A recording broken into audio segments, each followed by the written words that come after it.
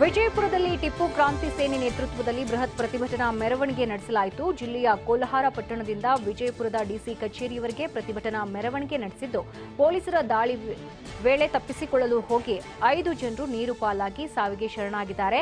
ಈ ವಿಷಯಕ್ಕೆ ನ್ಯಾಯ ಒದಗಿಸಿಕೊಡುವಂತೆ ಉದ್ದೇಶಿಸಿ ಬೃಹತ್ ಪ್ರತಿಭಟನೆ ಮೆರವಣಿಗೆಯನ್ನ ನಡೆಸಿದ್ದಾರೆ.